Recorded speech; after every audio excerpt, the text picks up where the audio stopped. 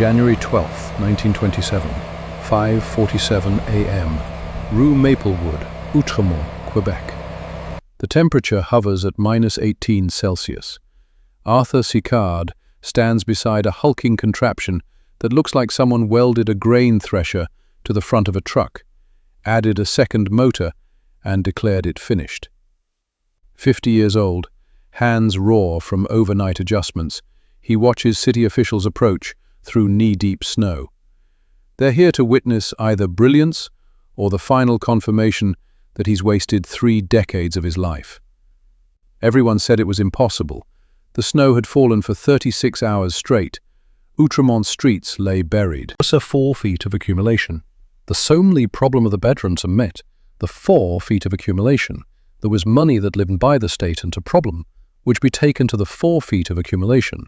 Information a better form, the character. Any time as a well. Under 4 feet of many miles, as apartment in the rest of the Premier is complex. The open betterance to follow 100 million see metal live to the unstanding from the crescent. Under 4 feet of accumulation, the data by parent to the brother, but now, under 4 feet of accumulation, the under 4 feet of accumulation. A kind that closes cities, that traps people in their homes until spring thaw. For generations, Montreal's answer to winter was resignation. You shoveled what you could. You waited for the rest to melt. Between November and April, entire neighborhoods became impassable. Horse-drawn plows merely compressed snow into icy fortresses. Manual crews with shovels achieved little against storms that delivered snow faster than human backs could move it. Sicard had promised something different, a machine that wouldn't just push snow aside, but devour it completely, throwing it 90 feet from the roadway. His 4-wheel drive truck featured a massive rotating scooper at the front, an auger that chewed through packed snow like teeth through bone. Behind it, a separate engine powered a blower system with 2 adjustable chutes. The entire apparatus weighed several tons and looked absurd. The officials exchange glances. Sicard starts both engines. What happens next takes 7 minutes to clear what would have required 40 men an entire day. The machine lurches forward. The auger spins. Snow disappears into the moor and erupts from the side chute in a perfect white arc, landing in an empty lot nearly 300 feet away. The truck moves steadily down Maplewood, leaving bare pavement in its wake. No shovel marks, no ice ruts, just clean, dark asphalt appearing as if winter had never touched it. By noon, Outremont's mayor signs the purchase order. By the end of January, Montreal follows. By spring, Arthur Sicard, dairy farmer, stubborn mechanic, man who started building this impossible machine when he was 18 years old, has changed winter forever. But the story begins 33 years earlier, in wheat fields outside Saint-Léonard-de-Port-Maurice, 18 miles northeast of Montreal. Arthur Sicard is 18, working for his father's dairy operation, watching a threshing machine separate grain with mechanical precision. The device uses rotating blades and forced air to sort wheat from chaff, throwing unwanted material away while collecting what matters. Simple, effective, revolutionary when applied to grain. But Sicard isn't thinking about wheat. He's thinking about the 6 months every year when snow makes his father's farm nearly unworkable, when cows can't reach grazing fields, when milk deliveries to Montreal become dangerous, expeditions requiring hours of manual snow clearing before a wagon can even leave the property. When winter doesn't just inconvenience rural Quebec, it suffocates it, economically and physically. The thresher spins, chaff flies. Sicard sees something different, snow disappearing, roads opening, winter losing its stranglehold on half the calendar. That night in 1894, he sketches his first design, a mechanical system to scoop snow, break it apart, and throw it clear of roadways. The principle seems obvious. If a thresher can move grain, why not snow? The execution will consume the next 31 years of his life. The challenge wasn't the concept. The challenge was everything else. Snow isn't grain. It arrives in forms ranging from powder to concrete dense pack. It freezes solid. It accumulates in quantities that would bury any machine. It appears in weather conditions that make outdoor work brutal and mechanical systems unreliable. And in the 1890s, the technology to handle it doesn't really exist. Sicard works on the problem throughout his 20s, 30s, and 40s, always as a side project to actual employment. He farms, he delivers milk, he labors for his father. But in every spare hour, in barn workshops and makeshift spaces, he builds and tests prototypes that consistently fail. The first versions can't generate enough force to throw snow more than a few feet. The augers jam on ice, the chutes clog. The power requirements exceed what contemporary engines can provide while still moving a vehicle. Each failure reveals 10 new problems. Neighbors begin calling him obsessed. Family questions whether his time might be better spent on work that generates income. Engineers he consults politely suggest the project is impractical. Snow removal will always require manual labor, just like it always has. But Sicard continues. He studies grain threshers more carefully, noting how they handle different densities and moisture levels. He experiments with auger blade angles. He tests various motor configurations. He builds small models, then larger ones, documenting what works and what destroys itself within minutes of operation. Decades pass. The Montreal skyline grows taller. Automobiles replace horses. Electric lights illuminate streets. But snow removal remains unchanged. Men with shovels, working until their backs give out, watching the next storm undo everything. By 1920, Sicard is 44.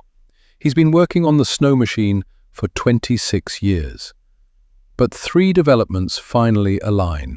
First, reliable combustion engines become available with enough horsepower to run both vehicle and blower systems simultaneously. Gasoline motors can now generate the force needed without weighing so much. They sink into snowdrifts. Second, Sicard solves the auger problem. His final design uses a specific blade configuration and rotation speed that breaks up packed snow without jamming on ice. The exact specifications, blade pitch, diameter relative to intake width, rotation rate, come through experimentation, not calculation. He simply builds and tests until something works.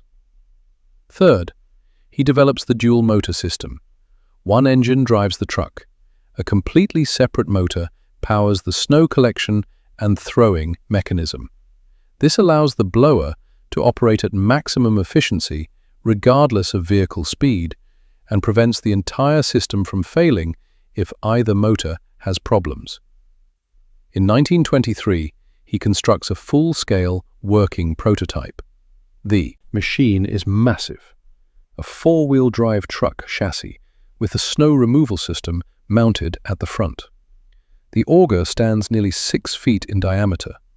2 adjustable chutes can direct the snow stream across a 180-degree arc. The separate blower motor generates enough force to hurl snow 90 feet through the air. He tests it on his own property during the winter of 1923-1924. It works. Actually works. Not perfectly.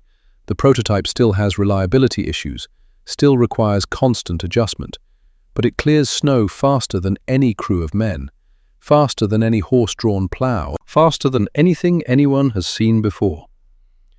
In 1925, after refining the design for 2 more years, Arthur Sicard calls it finished. He names it La déneigeuse et souffleuse à neige Sicard. the Sicard snow remover snow blower. He files for patents. He begins contacting municipalities. The political reality of 1920s Montreal makes his timing perfect. The city faces a transportation crisis. Automobile ownership has exploded, from hundreds to thousands to tens of thousands of vehicles in just 2 decades. But roads designed for horses can't handle car traffic under normal conditions, much less buried under months of snow. Businesses lose revenue. Emergency vehicles can't respond. The city's growth stalls every winter. Municipal leaders try solutions. They hire more manual crews. They purchase motorized plows that push snow to the sides, creating walls that make streets even narrower. They attempt chemical treatments that prove too expensive for widespread use. Nothing works at scale. Enter Sicard with his impossible machine. The Outremont demonstration in January 1927 isn't just a test, it's theatre.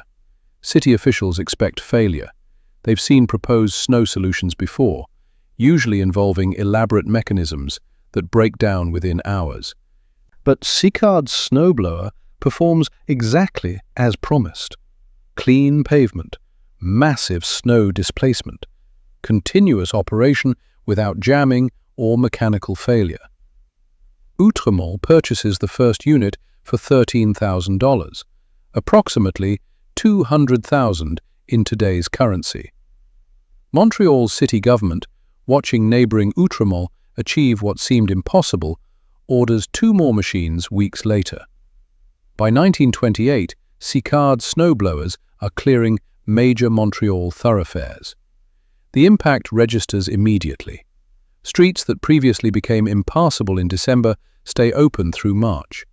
Commerce continues. Emergency access improves. The automobile-dependent city can finally function year-round. Other municipalities notice. Within 3 years, Sicard Industries, the company Arthur founds in Sainte-Thérèse to manufacture the machines, receives orders from across Canada and the northern United States. Cities that had resigned themselves to seasonal isolation suddenly glimpse an alternative. The snowblower doesn't just move snow, it fundamentally alters how northern cities conceptualize winter. Before Sicard, urban planners designed around snow's inevitability. Wide streets to accommodate, plowed banks. Ground floor businesses that could close for months. Infrastructure that acknowledged winter would shut everything down. After Sicard, cities begin expecting year-round functionality. Streets narrow because snow doesn't need to pile on the sides. Businesses operate continuously. Development patterns shift toward models that would have been impossible when winter meant 3 months of paralysis. Montreal specifically transforms from a city that endured winter into a city that manages it. The snowblower fleet expands yearly. By 1938, Montreal operates multiple Sicard machines across its territory. Specialized models emerge, heavier units for highways, more maneuverable versions for narrow streets. Sicard Industries develops attachments, improves engine efficiency, increases throwing distance. Arthur Sicard himself becomes recognized as the man who conquered what everyone called unconquerable.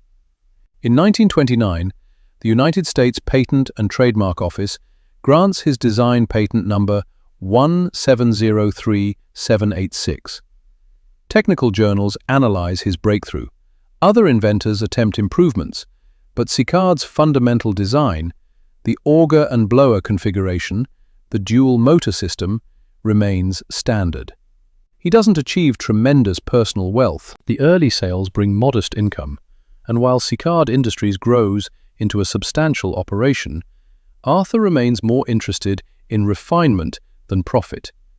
He continues designing larger snowblowers for airports, improving mechanisms, solving problems that emerge as the machines see widespread use. September 13th, 1946, Montreal. Arthur Sicard dies at age 69.